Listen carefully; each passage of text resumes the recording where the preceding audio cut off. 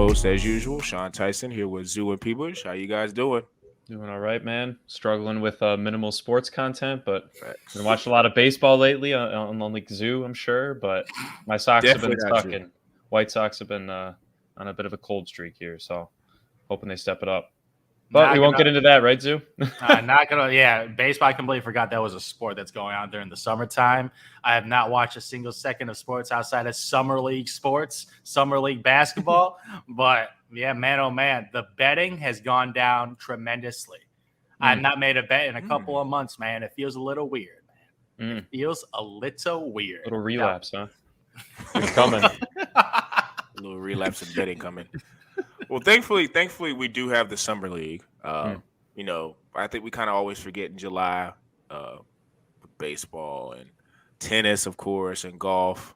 You know, we kind of just think it's a slower sports period, which it is. But we do have the summer league, and you know, one of the things that I'm taking away from the summer league is that it feels a whole lot bigger than what it was a couple years ago. Like a lot of stars show up to the summer league. Yeah. Like it's I'm telling you, at the summer league. Summer league is lit, man. Like I feel like I want to go down to Vegas one time to go to the summer league. For real. Because all the stars go down. I feel like the access is a lot easier too.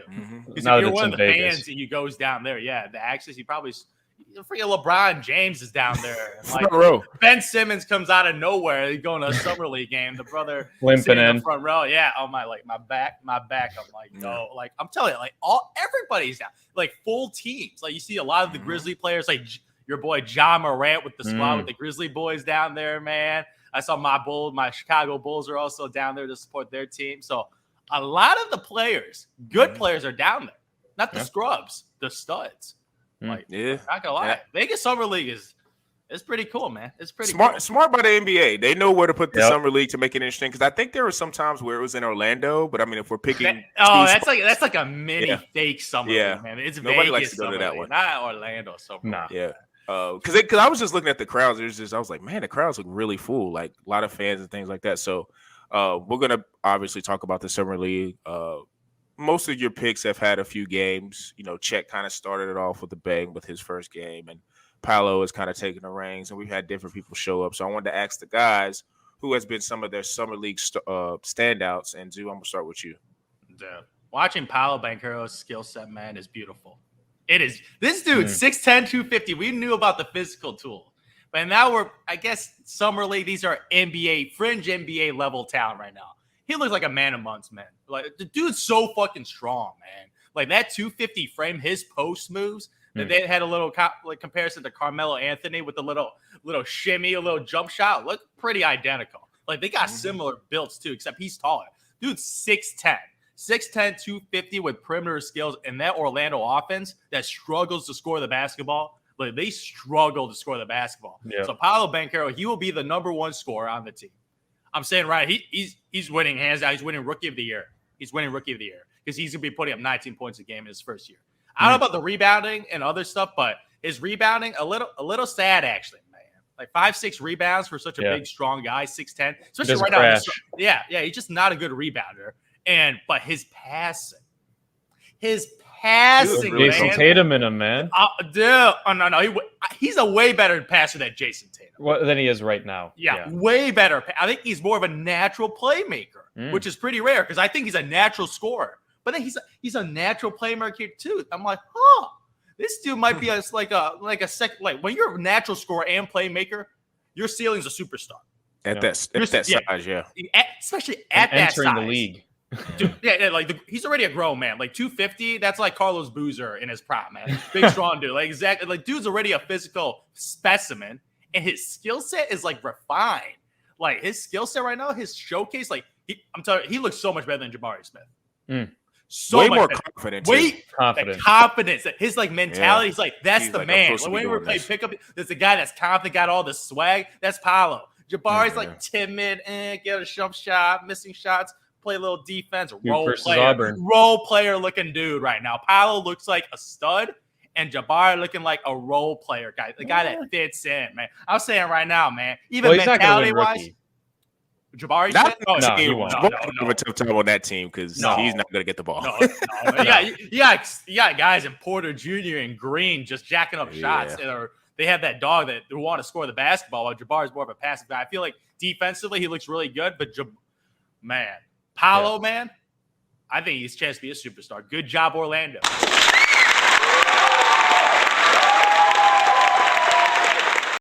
Yeah. Good job, Orlando. They knew something we didn't.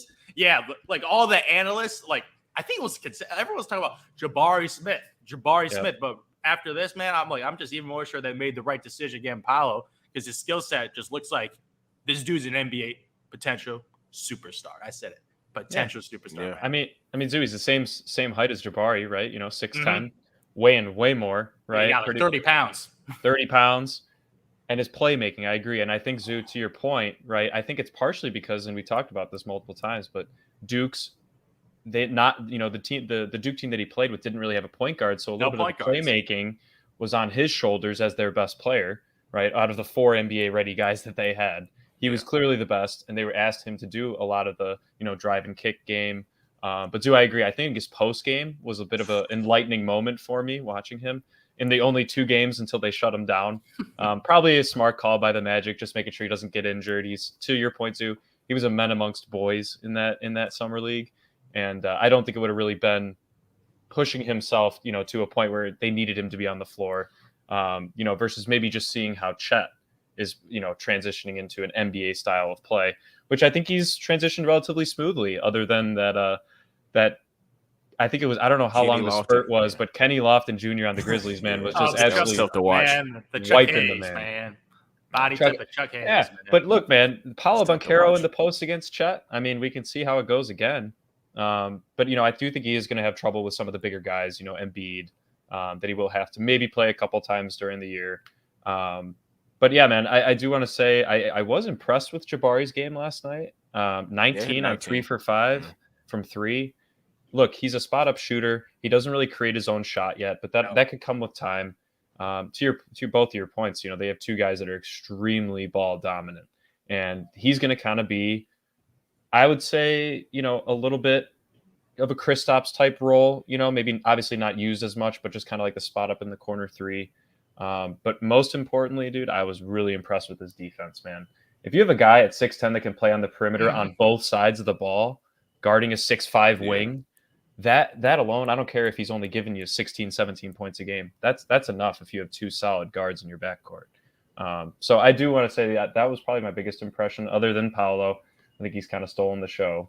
But Jabari's perimeter abilities, I know they talked about it in the draft a ton, but give him a couple years, and maybe once Porter Jr. or Jalen Green kind of cool off, maybe one of them, he might have a bigger role in that team. So they also need defense. And that was, I'm sure, a breath of fresh air for their head coach. Yeah, Kevin, I can't remember his name, but he cannot remember his name, but I'm pretty sure he emphasized the Jabari, like, look, we know you could shoot, we know you could score on the perimeter, do a couple of things in the mid-range, but we're going to need you to step up defensively and kind of set the tone of that, because I don't think anybody else on the team, outside of maybe Jay Sean definitely not at the guard position. No, not at the guard position at all. And I kind of almost think now, watching a little bit of Summer League, I think for Jabari to really flourish early in his career, Kevin Porter Jr. is probably going to have to get traded, because I don't. What?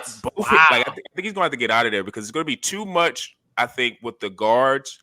Not because we saw this at Auburn. Like, I think Jabari is best fit now to have a great point guard. And what Jalen Green is going to be the second year. He's going to be looking to score. Kevin Porter is going to be looking to score. I don't know if you guys have been watching Josh Christopher, but he's not exactly trying to look for Jabari either. No. So, when you got guards who are young in their career who are trying to get their numbers and they're not a Chris Paul type, it's going to be kind of tough for Jabari. To Zoo's point, like, I don't think there's a chance he wins Rookie of the Year.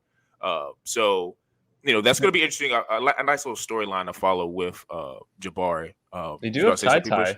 Yeah, I was just going to say they do have tie. If he develops, yes. If he develops, and they could, I forget exactly how tall Jalen Green is. I don't think he's that massive of a player. 6'6", maybe. I was going to say 6'5", maybe.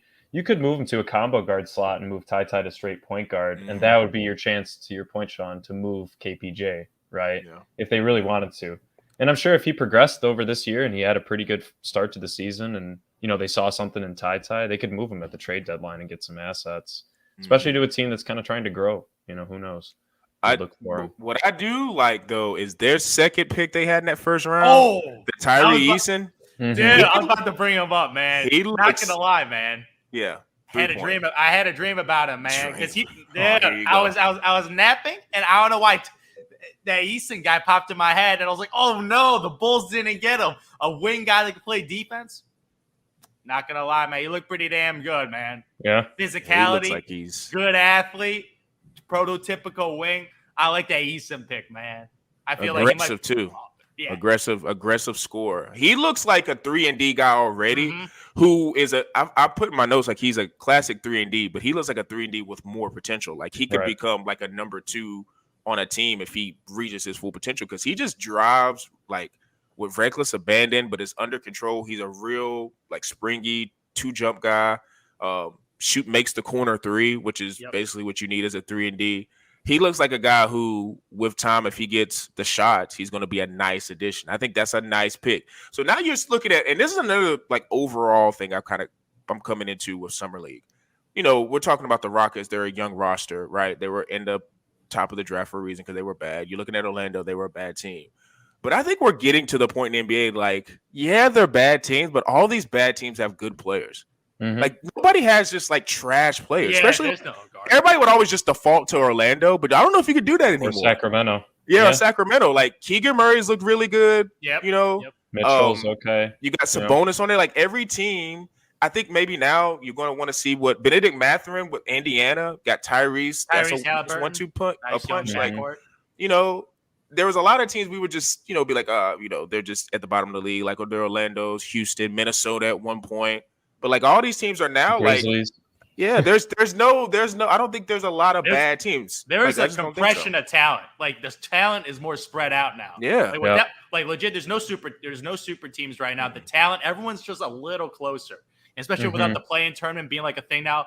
Everyone's trying to be competitive. You're gonna have like the 1, 2, or 3 teams that are gonna tank every year because that's what San Antonio. Right now, San Antonio is the worst team. The worst team in the Yeah. league, yeah. They are they're clearly trying to train traded that way, yeah. their They best player. consciously did it. Yeah, they're you know? going for the French boy that's 7'3", so they're visibly tanking. But outside of that, all these other teams that's building your young core, I agree, totally agree, man. Like Orlando, Pelicans. you got like OKC. Like I like They're what not they bad, have. no. Like Yeah. Shea, Josh Giddey, this dude was a little evolved. 6'8" point guard, 6'6" and Shea. You got Chet, like and Poco. Like they got all these long dudes, like 6'6" and taller. Like their entire starting lineup is 6'6" and taller, trying to build like the whole length, like Toronto style defense. Yep. So I feel like a lot of these guys are just building having these lineups with really long wings to counter these like superstars where you need length to bother these guys. So like some of these like GMs, I'm like, I see what they're cooking up, man. It's real interesting. And Zoo, you see who's going to be getting 2 more guys off the bench that I think are going to add to this team. Sean already knows where I'm going with one of them. James Wiseman. And I will say, Moses Moody, man. He Moses Moody coming got out the with 30 piece in 34. 20 bucket, minutes. Absolute bucket. Look, I think, the only thing the Warriors can do right, one thing we've always talked about with them, right, is they always rotate in their tall guy, right? They rotated him out. Kevon Looney, Bogut, Zaza Pachulia, Festus Ezeli back in the day. If Wiseman can come in and have the verticality, why not start him? I know my question, they paid Kevon Looney like a starter, like a starting center. And that's fine. Then bring Wiseman off the bench.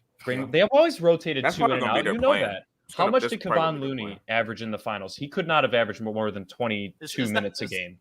That is true, but so if you can bring Kevon Looney's out there easy movable contract, be a rim protector. That too. While he's obviously got more experience than James Wiseman, who obviously hasn't played a year of basketball, so his rim protecting defense and pretty much switch defense, pick and roll defense, all that. He's just not experienced on the defensive end because on offense, he ain't getting any touches on offense. No, but look, when have a centers on a Warriors team ever gotten touches? They don't need him exactly. They need the lob. So that's the one thing. He's slightly better than I think. He's obviously he's a better offensive player, but they don't really need his offense. They want their center to play defense. But they want when you got Steph, Clay, and Andrew Wiggins, and Draymond being a playmaker, and now you got some young bucks and Moses Moody, Kuminga, that dude's a physical. I got a hot take. I got a hot take with Wiseman. Nice.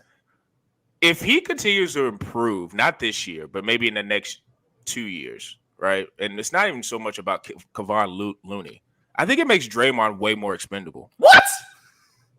I think it does. What? I think what are you talking about? Draymond in 2 years, what do you think he's going to be scoring In like? 2 years? That's Draymond doesn't score. He sucks at scoring. He's objectively a bad scorer at basketball. He's a playmaker and a defender. In 2 years, what is his defense going to look like? A lot of his defense is IQ. A lot of it is. A lot of it's just barking at his teammates. But if you get great defense from Wiseman in 2 years and you're getting the offense ability, that I'm just saying it makes Draymond a little bit more expendable. No, it's the playmaking too. On offense, the off-ball running around with Steph. I challenge y'all to go watch. Oh, no. Wiseman and you think Wiseman is going to give nice passes to Steph? No. I said 2 years. Draymond and Steph. They're like, it's like an Aaron Rodgers and Devontae Adams. They're just on the same wavelength with the passing. They play with each other for so many years. And when Draymond was out, you saw Steph's numbers go down. Draymond is a Steph multiplier. He multiplies his effect on offense, especially with the off-ball movement. So no, man, stop that, James. Listen, I think you're definitely looking at it from now. I say so 2024. Do you think Draymond's play will be exactly because we remember what we were talking about Draymond in the finals this year? He wasn't outside of game two. Outside of game 2, which he caused a diversion, so that's how he won that game. In the last game, he was more so of a liability. Mm-hmm. So, I've been a liability as a scorer. No, he has not always been a liability on offense. Really. No, he has not. He had one good 2 years he's year. been. He had one good shooting year. Yeah, he's lost his shot. We all agree he lost his shot. Yeah. But I'm saying I'm just projecting forward. And one thing about the Warriors, I know people talk about the core, but I think the true core that Warrior fans would say is Draymond, Clay, and Steph. But if they're saying which one is expendable out of those two, out of those three, is Draymond. No, it's Klay Thompson. It is Klay Thompson, man.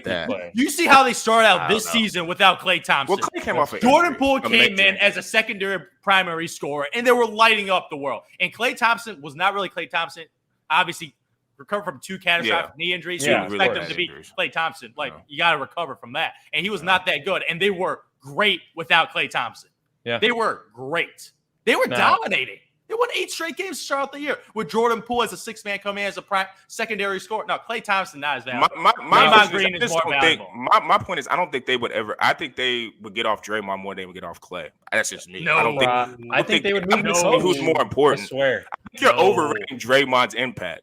Especially 2 years on that team. No, Draymond's impact on other teams not as good, but on the Warriors. It's something about the system with the Warriors. Right now, but I'm just saying how he's trending. He's not trending up. True. He's not trending up. You're not going to tell me 2 years from now he's going to be the same player. His offensive game is completely gone, and defense doesn't get better with age. It doesn't get better. So what is he going to be out there for? Just to rah-rah and mix it up with people? So you think he's going to be a liability on defense in 2 years? No. I think he could be. He will always be a plus defender. The minute he doesn't have – the minute he's not a plus defender, he's not in the NBA no more because he's a defensive player right now. I think I'm just saying if Wiseman continues in a position and he, like you say, I'm just speaking up because if you say Wiseman and Draymond right now, no, there's no way that you would want Wiseman over Draymond. But if we're forecasting down and Wiseman keeps taking, because Wiseman just needs game reps now. He hasn't played, so he's not going to come out this year and be averaging 15 and 10. But 2 years from now, if he's doing that. And then I'm looking at the numbers and I see Draymond's decline defensively. His 3-point, he's not even looking at the rim anymore. And then I see Wiseman's got a nice offensive production and he's giving me something on defense because Wiseman, if you looked in that game, you can tell, even though he's not a big guy, you can tell he's a nice defensive. Now, if you want to talk about the rah-rah team and the leader, nobody's going to be able to replace that with Draymond. But it's at that point, Steph's 2 years older, Clay's 2 years older, and they're going to start thinking about changes anyways. They're not going to get rid of Steph because I think Steph's game is going to age. Like you say, we could argue about Clay and Draymond. He's wine, man. He's aging. I think we could probably argue this will be a critical year, I will say, for Clay. How he looks this year and how he plays will go more into, I think, this factor because if Clay doesn't look even a semblance of what he looked like last year, you got Moody and Jordan Poole to be secondary scorers for them. Exactly. I'm talking about who would be more likely on the team would be Clay or Draymond. I'm not talking. I think Draymond would end up being there. If you're looking at just the team in general, I actually think that they would keep Draymond over Clay. Yeah, I think that's a mistake.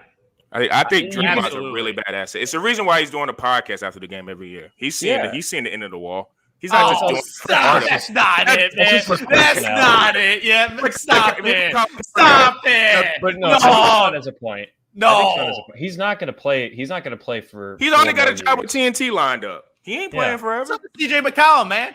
Yeah, That dude's been balling, man. He's been still in his prime. Yes, but Draymond's abilities, you'd actually argue, Zoo. I think he'd be a better coach for that team than he would be a player in 2 years. In 2 years? You think Draymond's done in 2 years? I think he will be declined enough to where they'll actually be considering what Sean. Yes, that's all I'm saying. No, that's it. Pretty much, you're saying in 2 years he's gonna be like Iguodala, unplayable.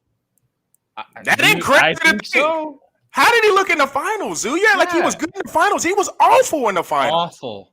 He was awful at scoring. He was horrendous. Turnovers. Yeah. He was making bad decisions. He had one good game. The only thing he would do is get rebounds, and he didn't even really get. And piss off a Boston Celtics team who was too young. They would fall into his trap. If Boston kept their composure, he's not a factor in game 2. Yeah, I mean, he just did have had a good game closeout 6. game. He did have a good He had closeout a good game. closeout game, but I don't know. There's just something to monitor. To what he was doing in the finals 6 years ago when he was dropping 30 pieces on the Cavs somehow, and that's a what pretty he's doing steep now. decline. That's a pretty steep decline for 6 years. Steep decline. That's a steep decline, and I'm not saying it's exponentially going downwards, but I would say that he's on a rolling hill right now. And I'm not saying, look, I don't think they're going to be a bad team. Zoo, I actually would say that this actually having Wiseman and Moody to fill in for Gary Payton's absence, right? I think that's Moody's. What? No, Payton, whatever. They didn't need him. No, but I'm saying they lost a bench player. Now they see Moses kind of coming up, right? He got Kuminga. No, again, Payton did get overpaid, but whatever. But Moody, I don't know, man. Moody, it surprised me. So I don't think this is having him and Wiseman now adding to the fold. What's surprising to me is a clutch client. They just seem to find those guys. Yep, that's facts. But look, I think this is an Moody. improvement for this team overall. Yeah. So I think it's a big thing for them in the summer league for the reigning champs, man. And really quick, I wanted to give a shout out to what's the guy? So we just talked about Wiseman. So everybody, I don't know who it was I was listening to, but David Fizdale was talking about how the Lakers. I mean, you got LeBron on your team, so he generates great looks for threes. Just last year, they had nobody on the team that could make them. I think they were like second in the league for open threes or like threes that are makeable, whatever. So like I've been watching a lot of the summer league games, and there's this kid. I saw him. Now he played against North Carolina when UNC was starting to make their run at the end of the season. They were playing Syracuse, and I think that game kind of went down to the last minute. And there was this guy who went 10 for 11. His name was Cole Swider, 6'9" guy, could shoot. He's I've seen a bunch, because Lakers, it don't matter if you're a Lakers fan or not. They just dominate a lot of social media outlets and you just see stuff. So I was looking at a couple of his games, it's summer league, but he's making shots. But I didn't think he was shooting as well. He's shooting 52% from the field and 56 from 3. Now he's not going to shoot 56 from 3 in the season, but I think as a 6'9" shooter, and I was watching his form, it's really compact and quick. I think that could be somebody that, their Kyrie stuff, whenever that happens, it happens. But I just think as a bench guy, as a guy that could come off and shoot, he's not Duncan Robinson, because I actually think Duncan Robinson is a little bit more athletic, moving around screens and stuff. But he's compared to this guy, he's faster. He moves faster than Cole. But I'm saying just in terms of his shooting ability, it's pretty nice. And I think because I think he was undrafted, and then they after the first 2 summer league games, they signed him to a 2-way deal. 2-way with the Lakers, yeah. So I was that was interesting. So that's just another guy for the Lakers that could be maybe a shooter that they need, because God knows nobody else on that team that could, and who knows what they're going to trade. Shot. Yeah, who they're going to, and that might be a guy that if the Nets end up doing whatever, they might want that guy because it's just another shooter they could put alongside somebody with the Nets. But 2 hours later, NFL saw this randomly just surfing on the web, anonymous lists from NFL GMs. They did their rankings of NFL quarterbacks. Caused some debate, because if you just watched the playoffs last year, most people would be like, how the hell is Aaron Rodgers sitting at number 1? So you at that point, you're kind of thinking what is the criteria? Because that's always a question, but it was very vague. It was just a list of quarterbacks that anonymous GMs said they would take. So I wanted to ask the guys their thoughts on that list. Are some players too high? Are there some players missing from the list? Who's too low? Et cetera, et cetera. People, I'm going to go with you, man. And Zoo, I don't know what to say about this Rodgers at number 1. Look, dude, he's the most talented quarterback. Probably, you could argue all time. Mahomes is up there, obviously. Mahomes at 2, I wasn't that surprised. I think they had Jalen at 3 and then Brady at 4. And then you kind of get into, that's pretty much been the lock 4 guys. If you were to have done this the past 3 years, I'm sure that 4 would kind of be in rotation in some way, shape, or form, or order, I should say. But then you get into a little bit of the recency bias, man. You get into the Joe Burrow at 5 and then Stafford at 6, which, look, I have nothing wrong with either of these guys being in the list based on last season. I do think Stafford was a big beneficiary of Cooper Kupp's ability to get wide open. I've said that for over a year now. But look, that doesn't say he was Super Bowl winner. Burrow had an unbelievable year. We'll see if he can repeat it. Not saying it was a Cinderella year for him. He's got hella weapons over there in Cincy. So I respect him being in the list. But I do think him and Stafford should have been moved back a little bit. But man, this number 9 slot, Deshaun Watson at number 9. Your boy, Sean. No, I'm caping for my boy. Now, I have nothing wrong with him being considered for this, not because of anything he's done. Obviously, probably, we'll see what happens there. But he's probably, if he was healthy and this never, his whole civil suit thing never happened, he should be probably top 5 in this list. I think we could agree he's one of the most talented quarterbacks. But having not seen him play, man, that's like putting John Wall in the top 10 players in the league, man, right now. I don't see it. Zoo might. I don't know, but look, he should not be number 9. Don't sleep on him, man. I'm not sleeping, but to my point, Zoo, I got to see him play. You're talking about Wiseman being out for 15 months. This guy hasn't played in over 2 years. We haven't really seen him play. While. So, they have Russell in there at 8. I do think Dak at 10. That's fine. But I was surprised to see them. I guess it isn't an ESPN list, so maybe that's why Lamar Jackson isn't included. It's an NFL GM. There you go. That's my beef. Yeah, but Lamar's not in it. Other guys you could argue probably Kyler maybe. Did have a rough year last year, even though they went 11-6. That was the worst ending for a quarterback I've seen in a while. He still hasn't got paid. Yeah, still hasn't got paid. And then I don't know. The only argument I would make, and I think if a lot of people I think would move Lamar into this list and probably take Deshaun out. I hate to say this, but I think you got to consider Derek Carr in that 10-11 spot too. Look, man, I'm not saying he's a great quarterback, but he makes pretty good decisions. He's now got better weapons, adding Devontae Adams in there with Hunter Renfrow and Darren Waller. I mean, that's pretty ridiculous. So he has an opportunity to kind of creep up into this top quarterback list. But look, he was the 5th. I think he was the 6th rated quarterback last year in terms of overall statistics on Pro Football Reference. He's not a scrub. His team makes the playoffs 10-6, 10-7 now I should say. So I don't know. I really honestly don't have beef with the list in and of itself, other than maybe the Deshaun Watson pick. But I do think there was definitely a lot of recency bias in pertaining to the Super Bowl in this one, because I don't know about putting Burrow at number 5 yet, man. I don't know. I think Herbert had a better season overall, except for the Super Bowl run. Yeah, man. I totally agree. Like Matthew Stafford, I'm sorry. Like he's a nice quarterback.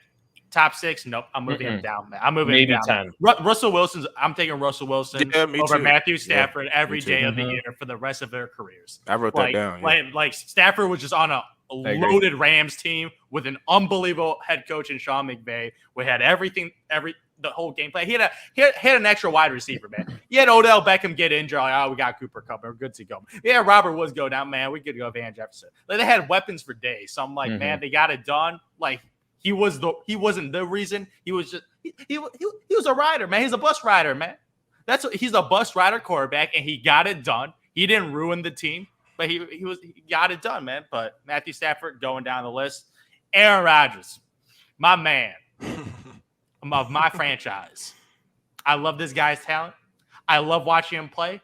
I love watching him play for my real team. I love watching him play for my fantasy team. I love watching him dropping 400 yards to Devontae Adams, throw some dimes. No longer. It's just a beauty to watch. No longer anymore, because this year, it's going to be rough, man. It's going to be rough. But number 1 after that playoff performance, yes, the brother scores 0 touchdowns in a playoff game against Jimmy Garoppolo in the 49ers. A 49ers team that was so sad on offense. So sad on offense that it had 0 points on offense. It was an atrocity. He has not made up for it. He should apologize to the town of Green Bay for that pathetic performance. because it was a layup right there, man. It was his opportunity. Get back at the team that did not draft him. But what happened? That team's been in more playoff Super Bowls than this dude in the last half decade.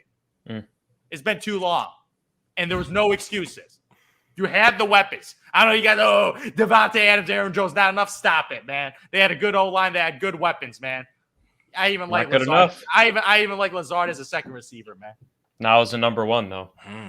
Okay, that's atrocity. Talk about that. That is an atrocity. But Aaron Rodgers, number one, just because of playoff performances, especially NFC games, NFC playoff games. Nope. He's off the list. I'm putting Tom Brady number one. I'm still putting Tom Brady. You're putting Tom Brady at number one. I mean, he had the best season statistically. Yeah, even the playoff loss, he looked good. He looked good. No, he didn't. I don't think he looked good. He came. It was because the Rams were turning the ball over, and he got opportunity. It was a lot of stat pad. They were up in that game, 27-6, and the Rams just kept turning the ball over, and Brady was stat pad and coming back. If the Rams don't turn, if Cam Akers don't fumble, that's a 2-score game. Brady, he's a lot of. You know what a lot of people do with Brady? It's legacy. He's got the most Super Bowls ever. It's like legacy, he had a great team, but like you got to also look at Brady's team. His team is stacked. He's stacked. These guys are working with. I mean, him and Stafford probably got the two most stacked teams, but so is Mahomes' team is stacked. Was not this year. Was I'm talking about last year.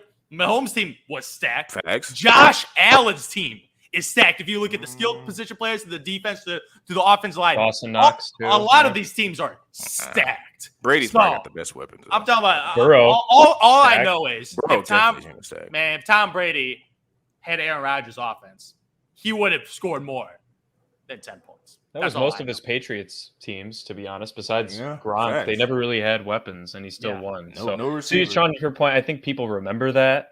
Yeah, and they're kind of like, he's got to be top 5. He's got to be top 5. I'm not mad at Brady being top 5, but not. Yeah, no, I don't think I'm putting him number one, man. Mahomes and Tom Brady over everybody on this list next year. Yeah, not next year.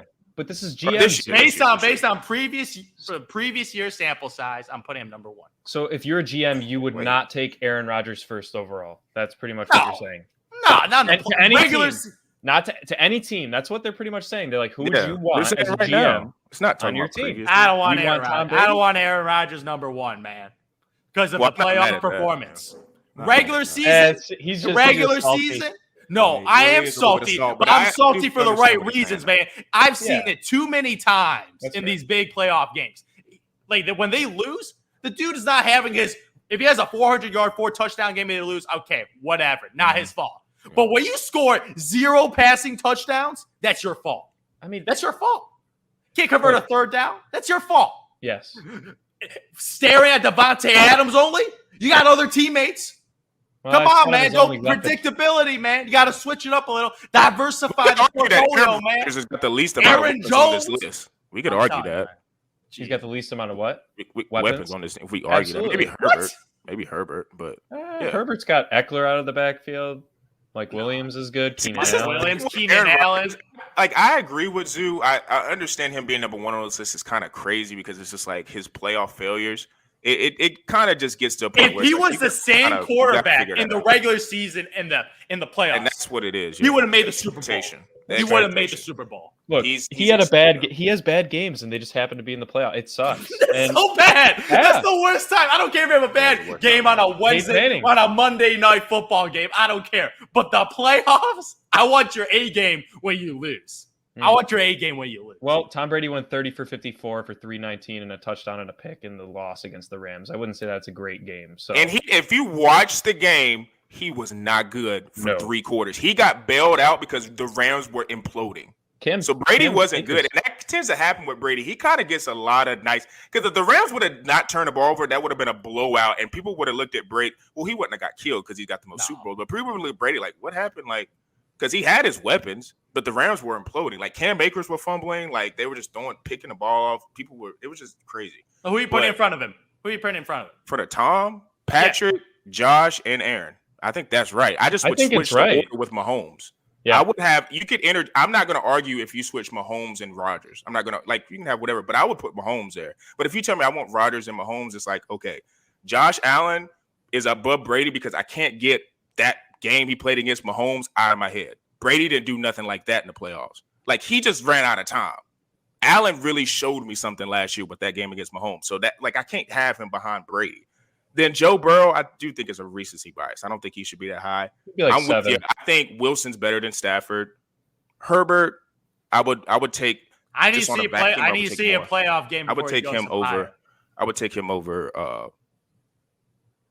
don't know. I probably would take him because Deshaun hadn't played. I would take Herbert right now because Deshaun just hasn't played. But for That's the me, thing. my biggest beef is I don't like Dak Prescott that much. So I would rather put Lamar there. I just don't That's like fair. Dak. Dak's okay to me. I don't think Lamar he's just I don't know. last year. But yeah. I don't know. Looking at NFL quarterbacks, I just realized there's not that many good ones, man. No. No, it ain't. It's actually quite Really surprising. In all of the Yeah, United why do you think my States, struggles every year? we got 32 starting quarterbacks, and a lot of them are barely starting quarterbacks. Yeah. That they are closer to backups than actual being perennial starters. Mhm. It is actually like when you got Dak. I think Dak Prescott is average to slightly above average starting quarterback, and you got him top 10 right now. I'm like, the list of quarterbacks is very, very shallow. He could put up. All right, you want to talk about weapons that he I'll- doesn't take advantage of? Dak does not take advantage of the Yeah, weapons. because that they do at Dallas. They always draft guys. I know Amari's gone this year, but CD's going to step CeeDee Lamb in. will take over. Don't they still have Gallup, I think? Yeah, He's okay. They got Dalton that's Schultz, decent. big year last year for Dalton, their tight end. Yeah. So Dallas is always going to have weapons. So, yeah, but Dak is just – I don't really see outside of his rookie year, he's had okay seasons. He hasn't been – he's another guy, too, that likes to – they get down early and he stat pads and, like, almost brings them back but loses the game and the stats look better.